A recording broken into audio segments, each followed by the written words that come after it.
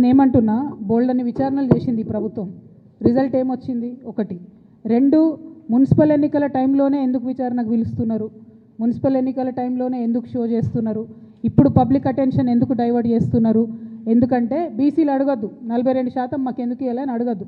హైదరాబాద్ మహానగరంలో చాలా నగరాలలో ఎంత రిజర్వేషన్ వచ్చింది? 31% వచ్చింది. కొన్ని చోట్ల 36 వచ్చింది, కొన్ని చోట్ల 37 వచ్చింది. అంటే 42 మాత్రం ఎక్కడా కూడా రాలేదు. ఆ 42 అడగొద్దు అనేటటువంటి ఉద్దేశంతో ఎన్నికలు అనేటటువంటిది మున్సిపల్ కేంద్రాలలో జరుగుతున్నాయి కాబట్టి మరి ఫోన్ ట్యాపింగ్ అనే విషయం ఎక్కువ పట్టణ ప్రాంతాల్లో ఈజీగా అర్థమవుతుంది కాబట్టి ఆ అడ్వాంటేజ్ తీసుకోవడానికే ఇవాళ విచారణకు పిలిచిరు తప్పితే ఆ విచారణ తుదముడుతుందని కానీ ఆ విచారణ వల్ల నాలాంటి బాధితులకు న్యాయం జరుగుతుందనే నమ్మకం నాకు కాంగ్రెస్ ప్రభుత్వం మీద, గుంపు మేస్త్రి గారి మీద లేదు. నేను 100% చెప్తున్నా, ఇది గుంపు మేస్త్రి గారు, గుంటనక్క గారు కలిసి బీసీ ప్రజలను మభ్యపెట్టడానికి ఆడుతున్నటువంటి నాటకం. Thank you. జై తెలంగాణ.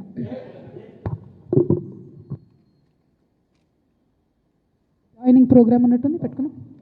ఓకే, ప్రెస్ మిత్రులు థ్యాంక్ యూ. జై తెలంగాణ.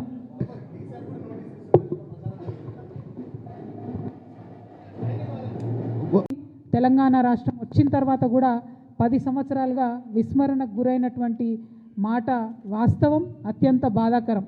చాలా సందర్భాల్లో రవీంద్ర భారతిలో దగ్గరుండి ఆనాటి కల్చర్ డిపార్ట్మెంట్తోని దేశపతి శ్రీనివాస్ గారు నేను కలిసి అనేక మంది తెలంగాణ తేజోమూర్తుల చిత్రపటాలను కూడా పెట్టించడం జరిగింది. చాలా మందివి అఫీషియల్గా జయంతులు, వర్ధంతులు నిర్వహించేటటువంటి ఒక సాంప్రదాయానికి తొవ్వలు వేయడం జరిగింది.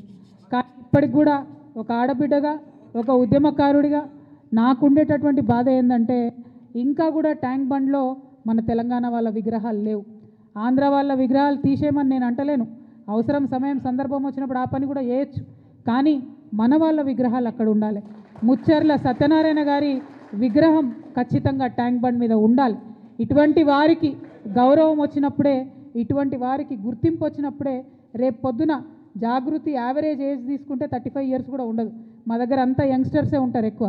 మరి వీరు ఇంకొక 60 ఏళ్ళు తెలంగాణ కోసం పనిచేసేటటువంటి వాళ్ళు కాబట్టి మా సంస్థకు ఇటువంటి యువతకు మరి స్ఫూర్తి రావాలంటే ఖచ్చితంగా ట్యాంక్ బండ్ మీద మన తెలంగాణ ఉద్యమకారుల విగ్రహాలు ఉండాలి. ముచ్చర్ల సత్యనారాయణ గారి విగ్రహం పెట్టాలని చెప్పి నేను ప్రభుత్వాన్ని డిమాండ్ చేస్తూ ఉన్నాను. అట్లానే అమరజ్యోతి ఉంది. ఇవాళ అమరజ్యోతి మొత్తం పడవబడేబడ్డది. ఆనాడు బీఆర్ఎస్ హయాంలో అమరజ్యోతిలో అవినీతి మరకలు అంటితే ఆ అవినీతి గురించి చెప్తూ అధికారంలోకి వచ్చినటువంటి కాంగ్రెస్ పార్టీ ఇంతవరకు మరి అమరజ్యోతి దగ్గరికి వెళ్ళి నివాళులు అర్పించడం కానీ అమరజ్యోతిని గౌరవించడం కానీ చేస్తలేరు. రేపు పొద్దున ఖచ్చితంగా జాగృతికి సమయం వస్తుంది, జాగృతికి అధికారం వస్తుంది. ఆ సందర్భంలో అఫీషియల్గా తెలంగాణ తొలి అమరుడు శ్రీకాంతాచారి యొక్క వర్ధంతిని, జయంతిని అమరజ్యోతిలో జరుపుతాం. తెలంగాణ ఉద్యమకారులు ఎవరైతే ఉన్నారో, విస్మరణకు గురైనటువంటి వారు ఎవరైతే ఉన్నారో అక్కడ ఉండేటటువంటి చాలా పెద్ద లైబ్రరీ ఉంది, ప్లేస్ ఉంది. ఆ కేంద్రాన్నంతా కూడా తెలంగాణ వాదాన్ని ప్రజ్వలింపజేసేటటువంటి ఒక సెంటర్ పాయింట్గా, ఒక వార్ రూమ్గా దాన్ని క్రియేట్ చేయడం జరుగుతుంది. స్కూల్ పిల్లలు ఉంటే, కాలేజ్ పిల్లలు ఉంటే వాళ్ళని ఎక్స్కర్షన్ తీసుకొచ్చి మరి ఇగో ఇది త్యాగం, దీనివల్లనే మన రాష్ట్రం వచ్చిందని చెప్పి చిరస్థాయిగా ఆ ఉద్యమకారుల పేర్లు నిలిచిపోయేటట్టుగా కూడా అమరజ్యోతి దగ్గర మనం ప్రయత్నం చేస్తాం. ఇవాళ ముచ్చర్ల సత్యనారాయణ గారి జయంతి అంటే వారు ఏ బహుజనుల కోసం అయితే కొట్లాడిండో, ఏ సామాజిక తెలంగాణ రావాలని కొట్లాడిండో ఆ తొవ్వలో మనం నడవాల్సిన అవసరం ఉంది. ఇవాళ ఒక విషయం మీరు గమనించాలి, మనకు మున్సిపల్ ఎన్నికలు వచ్చినాయి. మొన్ననే లేటెస్ట్గా గ్రామ పంచాయతీ ఎన్నికలలో బీసీలకు అన్యాయం జరిగింది. 42% రిజర్వేషన్ ఇవ్వకుండానే ముందుకు పోయిండ్రు. ఇవాళ మున్సిపల్ ఎన్నికలు వచ్చినాయి. మళ్ళీ మున్సిపల్ ఎన్నికలలో 42% మాట ఎత్తకుండా కాంగ్రెస్ ప్రభుత్వం ముందుకు పోతుంది. ఆ ముందుకు పోయేటటువంటి సందర్భంలోనే మరి బీసీలు ఎక్కడ తెలుసుకుంటారో, మరి సంస్థలు, చాలా సంస్థలు, వ్యక్తులు ఎక్కడైతే గలమెత్తుతారో అనేటటువంటి ఆలోచన రాగానే ఏం చేస్తారు? గుంపు మేస్త్రి గారు, గుంటనక్క గారిని ట్యాపింగ్ కేసులో పిలుస్తారు. గుంపు మేస్త్రి, గుంటనక్క ఇద్దరు కలిసే ఉన్నారు. మభ్యపెట్టేటటువంటి ప్రయత్నం ఇది తెలంగాణ సమాజాన్ని.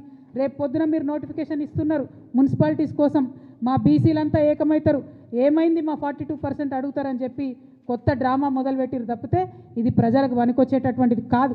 వాళ్ళిద్దరు కూడా కలిసే ఉన్నారు. ఇవాళ బీఆర్ఎస్ పార్టీ ఎక్కడ అడిగిందో ఒక్కసారి ప్రజలు గుర్తు చేసుకోవాలి. బీసీలకు 42% రిజర్వేషన్ ఇవ్వకుండా ఎట్లా మున్సిపల్ ఎలక్షన్లకు పోతారని బీఆర్ఎస్ పార్టీ ఉద్యమాలు చేస్తున్నదా ఇవాళ బీసీ బిడ్డలు గమనించాలి. కాంగ్రెస్ పార్టీ ఆలోచన చేస్తున్నదా ఇవాళ బీసీ బిడ్డలు గమనించాలి. మరి ఖచ్చితంగా 42% ఇవ్వకుండా మున్సిపల్ ఎన్నికలకు వెళ్ళడం అంటే బీసీలను మోసం చేయడమే అని జాగృతి భావిస్తూ ఉన్నది. మరి సత్యనారాయణ గారి స్ఫూర్తితోని మేము మరొకసారి డిమాండ్ చేస్తూ ఉన్నాం. ఏం తొందర లేదు, ఎన్నికలకు ఏం ఇబ్బంది లేదు. ఎప్పుడైతే పొలిటికల్ పవర్ అనేటటువంటిది బడుగు బలహీన వర్గాలకు వస్తుందో 85% పైచిలుకున్నారని చెప్పి రాహుల్ గాంధీ గారు చెప్తున్నటువంటి ఆ సమాజానికి వస్తుందో అప్పుడే తెలంగాణ బాగుపడుతుంది. కాబట్టి 42% రిజర్వేషన్ ఇవ్వాలి అని ఇప్పటికీ కూడా నేను ప్రభుత్వాన్ని డిమాండ్ చేస్తున్నా. ఆలస్యం కాలేదు, ఆ దిశగా ఆలోచన చేయాలి.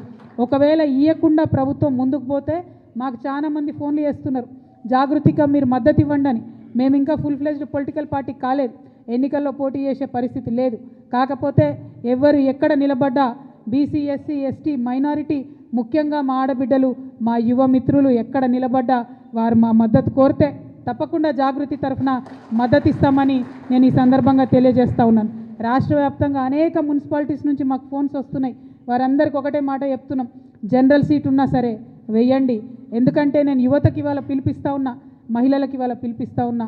మనం రాజకీయాల్లో ఎమ్మెల్యేలుగా ఎదగాలి, ఎంపీలుగా ఎదగాలంటే గ్రామ స్థాయిలో అవకాశం ఉన్న కాడ మొదలు పెట్టండి, మీకు ఎక్స్పీరియన్స్ వస్తుంది.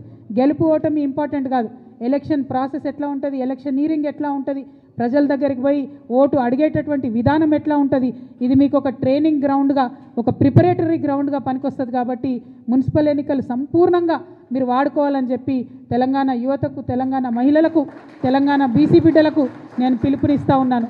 మాకెక్కడ వీలైతే అక్కడ మమ్మల్ని ఎవరు అప్రోచ్ అయితే వాళ్లకు మేము మద్దతు ఇస్తాం. అవసరమైన చోట మా కార్యకర్తలు పోతారు, నేను పోతాం, అందరం పోయి ప్రచారం కూడా చేసి మరి యువ మిత్రులను, కరప్షన్ లేనటువంటి వాళ్ళను, కొత్తగా రాజకీయాల్లోకి రావాలనుకునే వాళ్ళను తప్పకుండా ఆహ్వానిస్తామని కూడా ఈ సందర్భంగా నేను తెలియజేస్తూ ఉన్నాను. అదే కాకుండా మీ అందరికీ తెలుసు, మరి ఇందాక నేను చెప్పినట్టు ఏదైతే బీసీల విషయంలో బీఆర్ఎస్ కాంగ్రెస్ కలిసి మభ్యపెడతా ఉన్నారో, నిన్న మొన్న నవ్వొచ్చింది నాకు. కేటీఆర్ గారు పోయి సికింద్రాబాద్ జిల్లా చేయాలని ఉద్యమం చేస్తున్నారు. 10 ఏళ్లలో సికింద్రాబాద్ జిల్లా చేయమని అడిగినటువంటి వాళ్ళందరినీ కూడా అణచివేసి జైళ్ళల్లో వేసి విస్మరించి ఇవాళ మళ్ళా కొత్తగా పోయి సికింద్రాబాద్ జిల్లా చేయాలని కేటీఆర్ గారు మాట్లాడుతూ ఉన్నారు. నేను ఒకటే చెప్తా ఉన్నాను, రేవంత్ రెడ్డి గారు జిల్లాలు పునర్వ్యవస్థీకరణ చేస్తామని చెప్పి మాట్లాడుతున్నారు. కానీ మనందరికీ తెలుసు, జనగణన చేస్తున్నటువంటి కేంద్ర ప్రభుత్వం జిల్లాల పునర్విభజన పైన పాబంది పెట్టింది 2027 వరకు. అయినా సరే రేవంత్ రెడ్డి గారు నేను పునర్విభజన అని మాట్లాడుతున్నారు. అది ఇప్పట్లో కాదు. కానీ జాగృతిగా మేము డిమాండ్ చేస్తూ ఉన్నాం,